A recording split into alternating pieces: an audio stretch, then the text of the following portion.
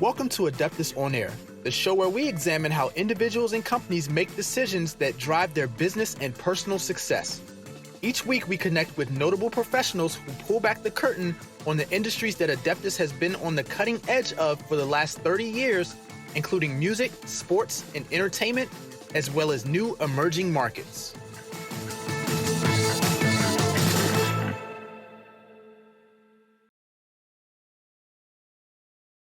Hello, and welcome to another edition of Adeptus On-Air.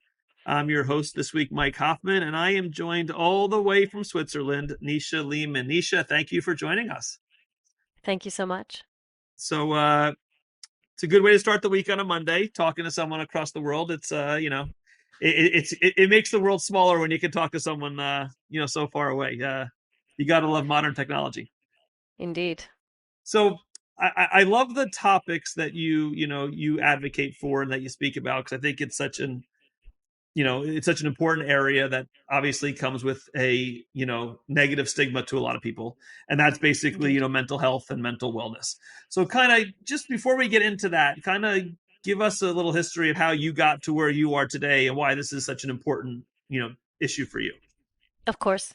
So first of all, thank you for the opportunity to speak openly about mental health and mental well-being and how important it is in our daily lives. I think it's something that's getting a lot more attention now, but certainly a lot of it is due to pandemic-related isolation and loneliness and so on, and finding the right work-life balance. But in terms of how I got here, so I am a victim of mental health or poor mental health, like many others. I struggled with, I believe it's a myriad of issues. Now that I look back, I never really did a proper diagnosis, but there was definitely some burnout related issues, but burnout was not a term 8 years ago, 10 years ago. So let's say issues related to poor work-life balance and high stress, financial instability, and motherhood and parenting and the lack of sleep that it brings. A lot of issues that I believe a lot of people face, but for me, somehow swirled around in the same moment, which really created a bit of a tornado of depression around me. I felt like I was kind of sinking with no end because I didn't have a lot of energy physically or mentally. I was always doubting myself. Am I doing the right thing? Am I being the right role model for my child? I lost my job. I'm useless. All of these thoughts, and they became completely consuming for me.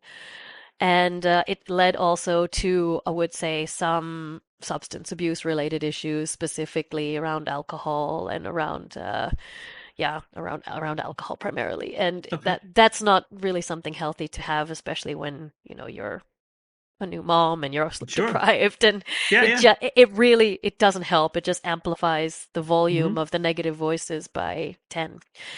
And I knew what I needed. I knew what I needed. What I needed was a community of people. I didn't have to know them. They didn't have to know me, but just people that I could talk to that could relate to what I was going through. They didn't necessarily have to be people that understood every part of my life, but people who I could talk to openly, where I knew that there wasn't going to be a lot of judgment or stigma, because I was, and I still am, I would say, a pretty strong believer in the stigma that comes around mental health. But I wanted to be able to do this privately. I wanted to be able to have conversations with other people suffering from similar mental health issues anonymously, where you couldn't really be identified, and nobody knew anything about you except a series of numbers or an emoji that defined you, right? Yes. And I looked for a long time for a platform like this because my child happened to be born just before the COVID pandemic started, and there really wasn't the opportunity to meet in person the way we are used to. So I needed something that was available online. And the only things I kept finding were groups attached to social media profiles, or groups attached to social media websites or platforms, which I suppose is one outlet, but for me, certainly not right. Like, I felt so uncomfortable posting about my issues to an audience that I don't know who's reading it. I don't know who's the troll in the group, right? Like Yeah, I absolutely. could never. And these are really, they're hard-hitting emotions, and Hmm. it's hard to even put them in words sometimes. So after looking for quite some time for some kind of outlet, I really couldn't find it. And I thought, well, if I can't find it, I'm convinced I'm not alone in the world suffering Hmm. from these things. If I can't find it, it really needs to exist as an option because this binary way of looking at mental health, where it's like you have a mental health issue or not, and if you have, you see a professional, and Right. that's it, Hmm. right? I mean, for me, that's madness. Very true. Sorry to talk about it in the terms of mental health, but Right. I made myself laugh. It's insanity, That's but you can't use that word either. you Yes. can't you yes, that's why I said madness, but that's equally bad. Absolutely. But that's really, I mean, I can't believe it. I mean, we are Yeah. surrounded with hundreds of options for everything. Yeah. To not have outlets to be able to kind of proactively get involved with your own mental health, Yeah. understand where you are in the mental health spectrum, and be able to connect with others like you in a way that's private and secure and safe for you. I'm sorry, Mhm. this needs to exist, and then that's really where the app was born. Awesome. So during COVID is when you created the app. Now, why do you think there? And again, this is a far-reaching discussion, which we could take hours debating this. Why Indeed. do you think there is this mental health stigma? Because it's no problem for one of my accountants here to call me and say, you know what, I woke up today, I have a migraine, or I have a stomach bug or something. No problem. They have no problem telling me that. But if it was because they were anxious or because it was something else, I've never gotten that phone call. I'm sure that phone call was a lie saying I woke up with a stomach bug. So why are people, and probably people I know as well, embarrassed to acknowledge they have a mental illness as opposed to not even thinking twice about talking about a physical illness? This is an excellent question. I have contemplated it quite a bit myself because for me, it's always been a mystery why we treat mental and physical health so differently. Mm-hmm. Because they're inextricably linked, right? Sure. So I believe one contributing factor, and I don't have the full answer to your Yeah, yeah. question, unfortunately, but I think one contributing factor is mental health is invisible, whereas physical health is something you can see. If you break your arm and you go to work, people see that you have a Mm-hmm. physical a Mm-hmm. physical problem, right? Yes, yes. You're wearing a cast or you have kind of a bandage to show on it, but you can't put a bandage on your brain, right? Yeah. And I believe there's a misconception that it's easier to will away your mental health issues, but a physical problem is debilitating, right? If you break your leg, you can't walk, you can't Mm-hmm. go to the office, you can't do certain You things. can't drive your car, right? Whereas Yes. if you're depressed, well, get over it, right? I Right. mean, Yeah. if you're depressed, it seems like there is this idea that mental health is somehow, I wouldn't say less important, but it is something more under our control and Mm-hmm. more something that we can will away or ignore, right? And I And think some that's people view that as a sign of weakness, that you're not indeed, yes, strong because, obviously I break my leg. Doesn't matter how strong I am. I break my leg. I break my leg. But right. if I'm depressed or anxious, I'm just weak. And And obviously that's in your that's just not control, true. right? Right. You choose to be depressed or you choose to be Right. anxious, which is absolutely not the case, right? Right. And what's amazing to me is how employers treat it, right? Because if you break your arm or your leg, you can still work technically. But if you have depression or high stress or burnout or Mm-hmm. whatever problems you're having at home, you can't conceive a child or you had a miscarriage or Mm-hmm. there's so many things that Someone's can sick in your stem mental family, health sure. issues.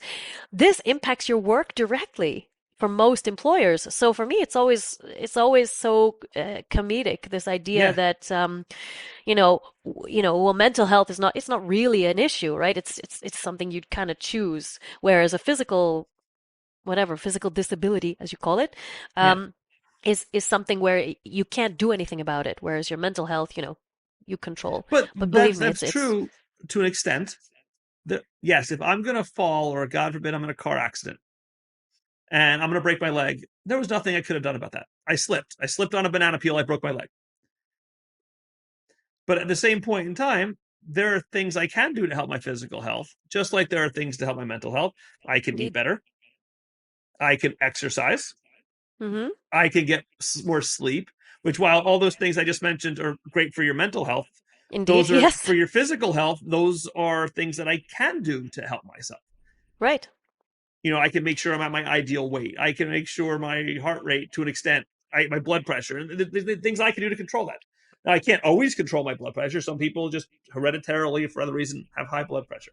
Right. But Yeah. I guarantee you, if I went to a doctor and I just had high blood pressure, there would be things besides medication that I could do to myself to at least help that either get better or not get worse. Just Right. like there's probably things that we could do. Which kind of lead me to my question, what you did, because obviously you've turned your life around, but there's obviously things you could do to improve one's mental health. Obviously, Indeed. one option you Yeah. mentioned before is maybe seeing a professional to talk to. Mm-hmm. But obviously, I think you're big on there are other factors as well. I know you talk about, I think I read something, most overlooked aspects of mental wellness. I know, you have that list of certain things. So going back to you for a second, Sure. obviously not getting in anything too personal. So obviously you talk about what you're comfortable with. From where you were to where you are now, you obviously did a lot of things to help yourself. And obviously you feel so strongly about it that you promote to an extent what helped you. So Yes. give me the one or two biggest things that helped you get to this much better place in your life. Honestly, so the one thing that really saved me, saved me sounds extreme, but it Yeah, really helped sure. me was actually focusing on this project because Okay. it gave my mind a place to go Mm-hmm. that wasn't negative, that was actually for the betterment of myself, hopefully for the betterment of others. But again, it came through this realization of how can this not exist already? For me, it Yeah. was so surprising that some solution like this doesn't exist already, and there are similar solutions out there, but they have geographic limitations, Mm-hmm. or you need to input some of your own data, which again for me, I'm quite a private person. I Mm-hmm. really don't, I don't let people collect cookies on the websites I go to. For me, this is not for me to collect your data to try to sell it to someone else, Right. right? I don't care about this at all. And in fact, I find that whole practice so nefarious, whatever happens in the backgrounds. But for me, it's really about just having a place to come where you can talk to others who get you, who can understand you, who can sympathize with you. Mm-hmm. Because honestly, I believe we really do tell our deepest, darkest secrets to strangers. I mean, the problem with mental When there's health no too judgment. is where there's no judgment. The problem with mental health is if I talk to my partner or my friends or people that knew me about Mm-hmm. this, one of two things would happen. One, they would deny that it was even a problem. They would say, "No, Mm-hmm. it's not so bad. I know people who are way worse off. Sure. You're making such a big deal out of this. There's actually no problem here. We all go through this, right?" Yeah. Yeah. The other one is they wouldn't be able to understand me at all. They wouldn't be able to really sympathize with me on a level that I needed. So you'd Mm-hmm. get the kind of superficial, "Oh, it's okay. Things will get better." But unless you talk to a survivor, a fellow survivor, it's very hard to get what you need from the people who are closest to you, even though they have the Yeah. vested interest in your well-being. And So, I think there's a third component that in my opinion, that you didn't even say. So you gave two great ways they might view you, but I mhm. think there's a third way where they view you differently after it. Indeed, yeah, absolutely. Or Because, oh they, my God, and she's again, I'm not crazy. trying to Yeah, make light of exactly. anything. Yeah, yeah, She's a mess. She's a disaster. She's yeah. crazy. Whatever. And I'm only Indeed, using those words because you did before. But of course, now people are going to look at you differently and like, oh God, exactly. I can't And rely on her anymore. yep, You and know, there comes the stigma of yeah. talking about And there's the mental stigma. health Right. publicly. Exactly. That's exactly where it is. And so it's just if you can eliminate this idea that the people who know you are the Mm-hmm. people are the ones that will actually do the best for you. I think that that's already kind of a hurdle for people to Yeah. get over, which is why therapy is so interesting because you're talking about someone who's completely impartial, who doesn't know you, right? Mm-hmm. My only skepticism around therapists is one, it's not available to everyone because they're expensive. Sure. It's most of the time there. I mean, at least in Switzerland too, right? It's not like your insurance will cover Mm-hmm. seeing a mental health professional. So this is all out of pocket expenses. And again, it's very easy to ignore when you say, okay, well, I have rent and I have a car payment and I have a this and a that and I have a child, Mm-hmm. daycare. Yeah. I have all these other payments. I can't afford this luxury of going to Right. therapy myself. Mm-hmm. So It never happens. And then mental health issues, they fester, unfortunately. They don't just go away, they become worse and worse. And the people that are the most vulnerable, the ones who cannot afford, are usually the ones where it ends in violence, where it ends in something tragic. So we need to do better as a society, one, to remove the stigma around mental health. And I think it's getting better now, I honestly, would given agree. the COVID pandemic. Yeah. But there are still certainly issues where it really is prevalent and exists. But How two, does your app work? Like, how making does it, the yeah, actual app? So, I sure. want to get involved in this community, and I'll call it that. And the app is called Confidential Conversations. Is that correct? Yes. So Um, how does that work? So very easily. I mean, as apps do, right? So if you have a phone and a Hmm. Wi-Fi connection, then that's all you need. Or sorry, your mobile data or so on. You download the app from the App Store or from Google Play. It's Hmm. available globally, so it should be exactly where you are. You are assigned at this point it's a number, just a Hmm. random number. So you put in a PIN like you would your bank code, Hmm. and you're assigned a number, and based on what your mental health issues are, what you think you might have, what you know about yourself, whatever you might be feeling, you can join associated groups based on that. And the groups are capped at 7, I believe. So there's Hmm. 7 people in a group. They're completely random, right? So you don't know anyone in the group doesn't know you, and it's completely community led. It's a peer led group. Hmm. So we don't force you to talk if you don't feel comfortable. I know it took me quite a long time to even talk openly in these groups because again, because of what you were saying, right? When you say it Hmm. out loud, it's like you are admitting you have a problem, which Yeah, is very difficult for people. sure. So it is, you talk whenever you're ready to talk. Hopefully, there are others in the group who have seen a therapist or who have been through something that they can share. It's not really facilitated by Hmm. any professional. So the idea is it's supposed to be an open exchange between people who are suffering from the same thing. And if you do have people in the group for whatever nefarious purposes who are there pushing a product or Hmm. pushing then you Hmm. report them to me and we remove them from the group. It's as simple as that because that's not the place for this. You don't push your advertising stuff Right. here. There are a Here's a thousand great gummy you other can take to help you sleep better, and exactly, right? So yeah. there are a thousand other social media apps that will happily take your Hmm. advertising money Yeah. for whatever product you Hmm. want, but this is not the place for that. So Um, how do you? Because obviously you're in this part of what you do. We all need to make money and make a living. So mhm. how does this app become? And not getting into specifics. How does this become a profitable venture for you? Sure. So right now the app is paid to pay to download. It doesn't cost much. It costs Hmm. about I think it's $1, so like Okay. 1 Swiss franc. It's quite cheap in this moment, Hmm. and that's very Sure. intentional.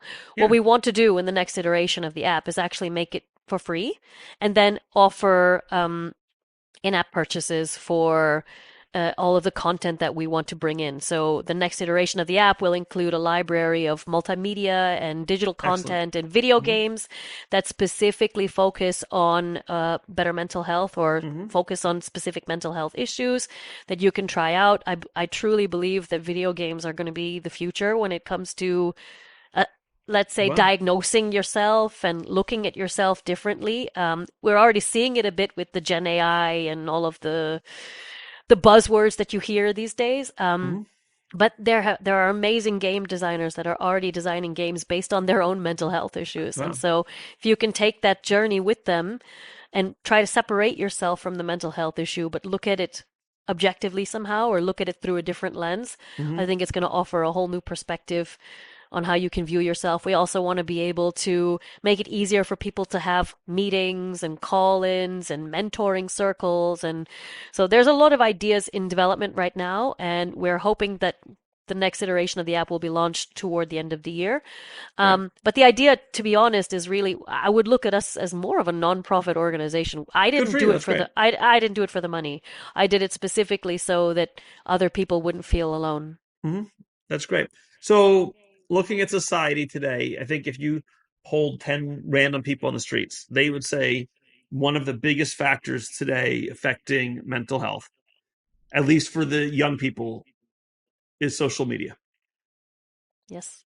Uh, what are your thoughts on the positives and the negatives? And for all I know, it could be all negatives of, kids and, what they see. You read articles about these trends and, or some of these, the pressures of, seeing pictures of all these kids at a party that you're not at, or cyberbullying, which is another way to potentially get to a kid that's already maybe emotionally unstable or insecure. Just talk briefly about what you've seen talking to people in regards to social media. Yes, thank you for bringing it up. I was going to comment, I think probably it would be a toss up between social media and climate change, but Okay. yes, social media probably leads the pack a little bit for Mm-hmm. sure. Yes, there's an entirely new family of mental health issues that have sprung up around social media, Mm-hmm. specifically doom scrolling and catfishing and cyberbullying, as you were mentioning. Mm-hmm. I think it's a huge problem, to be honest. I know social media platforms were not created for that particular purpose, and this is just a tragic unintended Mm-hmm. consequence of that. And now everybody is given a microphone. Everybody is allowed to say whatever they feel without any filter, without any thought or regard of how that could be perceived. Mm-hmm. And I think it's a huge problem. And the only solution that I can offer you, because I will go through it too with my own children, right? Mm-hmm. Like I'm in the generation of elder millennials, or like Mm-hmm. let's say millennials, where cyberbullying, catfishing, thankfully wasn't an issue for me. Mm-hmm. I was just physically bullied, but I was never Yeah. mentally bullied. Yeah. So I truly believe that we can find solace in each other if people who are cyberbullied can talk to others who were Mm-hmm. cyberbullied and try to find their own solutions on how to deal with them, because there is never going to be a one size fits all solution for No. cyberbullying, for Mm-hmm. trolling, for um and as for the FOMO, that's difficult also to answer. I mean, I felt FOMO it is a tough thing. myself. Yeah. Yeah, I felt it myself. You know, you can't be at every party. It's really Mm-hmm. unfortunate, but I think unfortunately I don't have better solution than just Yeah. excuse me, allowing the platform for people to be able to talk about it Yeah. and hopefully navigate their way. So, in a course of a given day for you, obviously, you kind of said you're focused on your app was a very therapeutic thing for you. Uh, what other factors, like what are the one or two things you try and do every day? Or what do you think, or in your general lifestyle now, what helps you at least keep your mental health as strong as possible? So there are, yes, there are three things I do Mhm. that I would recommend. It may not work for everyone, but it Yeah. works for me. One is putting on the digital well-being on your phone. So that for me automatically mutes all notifications past 10 p.m. until 8 a.m. We can set the Okay. times to whatever you like. Hmm. Um, I think that's a huge differentiator, because if you can't sleep properly because your phone is ding and you're getting notifications at night, Hmm. that has tremendous ramifications on your mental health. So Hmm. at some point, you know, if you have the ability to just switch off, Hmm. or you have quiet time where you're away from the screen, I think that's always healthy to have a balance between how Hmm. much you're online and how much you're available and offline. Um, One thing that really works specifically for me is stargazing. I don't have explanation to why it works, Okay. And but when you say just stargazing, you literally mean I stargazing. literally mean going Okay. onto my terrace and staring at the stars, and Okay. somehow it really helps put my problems in perspective. Because when Is you it the see, stars? Is it the nighttime? Is it the quiet? What do you think it is? I think it's just contemplating the fact that we're so small in the universe, and we're Okay. so lucky to have these moments right now.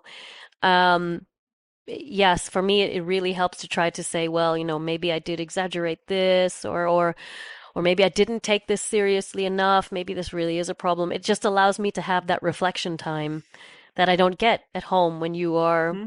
with kids, with a partner that needs you, with your Yeah. work, and so on. So whatever your quiet moment is, to be able to just look out into the sky and Hmm. have your reflection moment, I would highly recommend it. I think it's a game changer, really, Hmm. because it really also brings a calm on you, and it Hmm. really helps you look at things differently. And the third is working less than 100%. So what I mean by that is, I don't know if that's an option in the US. Hmm. Where I live, I can work a percentage, not 100%, but 80%, which means every day, every week, I get 1 day off. I 1 day off during the week. So you're working a 4-day work week, A basically. 4 day work week, yes. And we've seen some studies come out now about the benefits of a 4 day work week and how beneficial it is for employers and for employees. So I'm hoping this becomes the standard also, not just in Europe, but in other countries as well. But if you have the ability to negotiate for this, this is a huge, it makes such a difference. I don't know, can't put it into words, because when you have 1 day off during the week to attend to all of the things that are on your to-do list that you have not been able to do because your weekend gets so fully packed with family activities and all these other things, and then suddenly you're back to work and the list just keeps growing and growing. If you have 1 day off, even just to do your laundry or to go grocery shopping or to do all of those errands that you never have time to do, it's so freeing because you feel like you've accomplished something and you can go back to work the next day with fresh eyes. I mean, I really do believe in the studies when they say that people who work 4 days a week are more productive. And I understand that because I am wholly and 100% more productive on the day I go back to work after my day off than I am at the beginning of the work week. So do you advocate that third day off to be a Monday, Friday to make it a longer weekend, or a day in the middle of the week to give you a break from your work week? Take whichever day works the best for you. That's got to be your choice. I know that there are some employers where I think if you work 9 hours every day, you get every other Friday off or so. I mean, there are some employers that do play with this idea. Yeah, so they're not giving you the extra day off, but Not they're allowing you necessarily, to yeah. work the time differently to get the day Exactly. off. Yeah, exactly. And I mean, that flexibility is already a huge step forward, yeah. right? Yeah. For a lot of employers. And I think given that we're in this post-COVID time period where workers are really, or employers are really more open to hybrid work arrangements, and Yeah. this is the time to ask for that if that's something you need. Because if you're a valued worker, your employer will find a way to accommodate that for you somehow, whether it is this work a little extra and take the time off later, or really get paid for 4 days of work and work 4 days, whatever it is for you. I mean, some people are not in the financial standpoint to be able to work 4 days a week, and I understand that too. Yeah. But if you are, it's a wonderful working arrangement. I think what I'm hearing from you, and you gave some great specifics that work for you, but I think it could be simplified or summarized to say, just do things that you enjoy that relax you. So for you, it could be looking at the stars. And for me, I could be like, oh my God, that's the worst thing for me, because if I'm just staring into space, my mind's going to wander and I'm going to think about my problems. So for me, it could be, watching a stupid TV show that I enjoy, or you mentioned video games. I'm not a video game guy, but for some people, I imagine it could be video games, or it could be, shooting hoops or going on a run. So whatever works for you, that gives you the opportunity to just feel good, to relax, to stop thinking about all the stresses and the pressures of your job, your family, Yes, I mean 100%. I mean, everyone is different and everyone deals with their mental health differently, which is why, as I referred to earlier, the system that we have for addressing mental health, it's simply not going to be fit for purpose for everyone. Because if you can't afford a therapist, or you don't want to see one, or you don't feel comfortable with it, or then there's really no other outlet for you, right? And this makes absolutely no sense, and it's dangerous. Because if you let, I'm sorry, go ahead. no, it's like if you let mental health issues fester because the people cannot afford to see someone, or whatever the reason is, then it's only a downward spiral from there. And then suddenly you're forced to see a therapist because the mental health issue you had was so much worse than when you originally started this journey, right? Yeah. So I mean, for me, everybody's different, and I would never recommend not seeing a therapist. If you are already seeing one, great. That's fantastic. If it's working for you, that's great. Yeah. But if it's not in your wheelhouse, maybe this app could help you. Sure. I think what's also important, I was listening to one of the podcasts you were on, or you're talking to someone, and I think it's a great point. The success and happiness are subjective. And I should define what I determine to be success for myself and what makes me happy. And those could be totally different things for you. Happiness could be having 1,000 friends for you. And I could be like, I'm okay having 3 or 4. success for me could be I want to my bank account to have as much money as possible, and success for you would be not necessarily the case. Just having a job where I'm done at 4 o'clock every day, where I could just do my own thing at night. So I think that's the thing where people always compare themselves to others.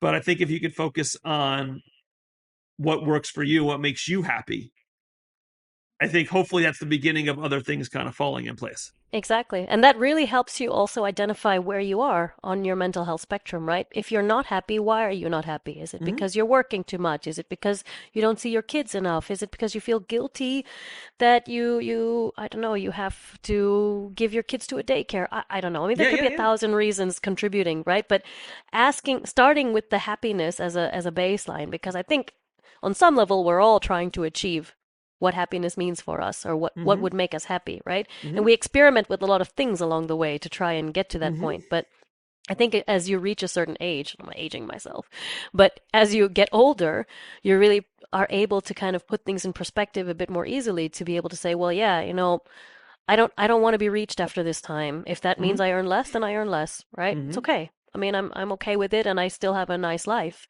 If it means no, I really do need to be the most successful person in this company. I need to make the CEO level. That's what's going to Mm-hmm. make me happy. Then pursue that and see how long it takes you, right? To see how long you can endure that until Mm-hmm. you reevaluate, to say, Mm-hmm. oh, actually, I'm working myself to the bone. I'm not getting paid anymore. Maybe this isn't for me, right? Right. So I think, yeah, I mean, I'm glad you brought that up, because I really do think that you kind of need to judge for yourself, and that can be difficult in a society where people are telling you this is what it is, this is what happiness looks like, especially Mm-hmm. on social media, where you see glitz and glam and people smiling all the time Yeah. and just hiding their pain Mm-hmm. basically behind selfies and videos. But clearly, you see the stories too, that the rich and famous are not always the happiest. They're actually the most miserable a lot The of the most time. troubled. So yeah, exactly. The and you talked about like money and things like that. Let's face it, if we're lucky enough to be, at that point where to contemplate retirement, we have to make that decision at some point. We all do. At what Yes. point do I want to sacrifice getting a paycheck Yeah. versus having time to do everything I want to do, spending Yeah. more time with my family, relaxing, moving Mhm. somewhere else? Yeah. You know, knock on wood, we're all going to have to make that decision.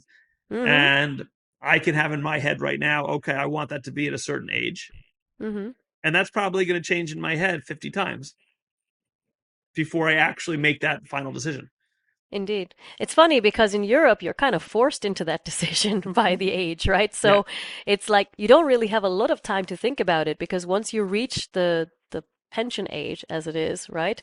Which is what Then there. it's I think it's the same, 64, Okay. 65, 66, Mm-hmm. somewhere in there, yes, I think. But you become eligible for pension money at that Mm-hmm. point, right? So that's coming from the government to you. But it's kind of, when you reach that age, your employers, they start to kind of, because they know that they're going to lose you at some point during that Yeah. age. So it's like the treatment starts to be different. And I mean, I'm Mm-hmm. not speaking from personal experience. I'm Of not there course. yet, just to let you Yeah. know. Yeah. Yeah. But I understand it, right? Because I have friends that are older that are trying to get hired, and they, Mm-hmm. again, it's also the ageist part of our society, where you could be super talented with a lot of experience, but if you reach a certain age, you won't be hired by people because they know you're going to retire in 5 years, Mm-hmm. 6 years, 8 years, whatever it is. So I think it's a very personal choice. And yes, I mean, here in Europe, it's definitely a little bit different, because at some point you just it shifts around you, more or less, Mm-hmm. and you kind of are like, okay, I guess the peer pressure becomes so much that you say, okay, I guess it's time now. Right. Otherwise, if I continue working, I would be the one of the oldest ones here, Right. or so on. Yeah. But I think it's great that in the United States you really can make that decision for yourself, and you see people retiring so early. It's amazing. I mean, at 50, or Mm-hmm. even at 55, and so on. I mean, I think if you have the ability to do that, why not? I mean, I think that's Right. fantastic. But that also comes along with its own set of issues, right? Like, if you retire, but your mind needs to constantly be busy, what can you do? Do you have a Right. plan for your Right. retirement? you want to write a book or a memoir about your life? Do you want to travel the world? Most people who retire at that age, from what I see, they've already got plans for what they want to do afterwards. And I think that's also important, right? Because I guess your mind constantly needs to be busy. It needs to be thinking of what's the next thing. Well, that's right. People who retire early generally retire early because they've had financial success. And generally they've had financial success generally because they've worked really hard, they're really smart, and they've done great things. So to then suddenly stop all that and retire, Right. how are you Can be feeling those yeah. 55, 60-hour weeks that you are working consistently? Right, exactly. And Yeah, then that could lead to mental health issues now suddenly, feeling less self-worth, feeling bored, feeling lonely, not having the workplace camaraderie. So every decision, anytime something's new, you don't know how you're mentally going yeah. to adjust to it. Even something as, I mean, we look at retirement here as like a joyful thing, right? It's this wonderful, okay, you've reached this milestone. Yeah. You're eligible to retire now. But I guess the takeaway from that conversation is, I mean, honestly, every decision you make has a mental health ramification. Oh, Whether sure. it's good, whether Mhm. it's bad, whether it's in the middle somewhere. It's incredible, like how pervasive our mental health is, even when we're doing things that are joyful for us or better for us, right? It's also, again, kind of thinking about the other foot or the shoe, the shoe on the foot. Sorry, I don't know the Yeah, term. right. Um, Yeah. but really trying to think about, okay, so I'm going to have all this time now. Do I want to spend it with my family? Do I want Mhm. to, it raises a lot of questions, and it Mhm. forces you to start thinking about what what your legacy will be, let's say, Right. what the end will look like. And I think that's also great, right? I mean, Yeah. for people to have that kind of perspective. No, So absolutely. So yeah. the app is Confidential Conversations. You can download it on all platforms. Mm-hmm. Before I thank you for coming on, I need to give the disclaimer, that everything we talked about here is just for conversational purposes, should not be constituted as any type of professional, medical, or business advice in any way. Indeed. Yeah. And, if you feel you need to see someone, that's exactly, what you should do. But Do Nisha, I you? really thank you for the Yeah. time. It was really enlightening. It's something that, doesn't get talked about a lot. And at least I'm glad I was able to be part of a conversation for at least, about a half hour, and hopefully people can listen to this and, hopefully gain some ideas or a different perspective on how to view people who are going through some of this. Absolutely. And look, if you use the app and it works for you or it doesn't work for you, let us know. I mean, really, we are so invested in our users and trying to make it better for you. You're certainly going to have ideas and perceptions and concepts that we haven't thought of. So please reach out to us. I mean, the website will be available, I'm sure, on the show notes and so on. Yeah. confidconvos.com in case. Yeah. Reach out to us. Tell us what you think. It would be amazing to hear your feedback, even if it's not positive, right? Even if it's negative, even if it's constructive. We're always open to try to do more. Awesome. Well, listen, I really appreciate the time. Pleasure talking Thank to you. you, and nothing but continued success. Thank you so much for the time. It was great to meet you. All right. Take care. Bye. Thanks for listening to Adeptus On-Air. If you like this episode, please subscribe and leave a review. If you have a question related to this episode or have a request for what you would like to hear, please email us at marketing@adeptuscpas.com. You can also find us at adeptuscpas.com online or follow us at Adeptus on social media. The views and opinions by the podcast speakers and guests are solely their own and do not reflect the opinions of Adeptus. This podcast provides general information only and is not intended to constitute advice.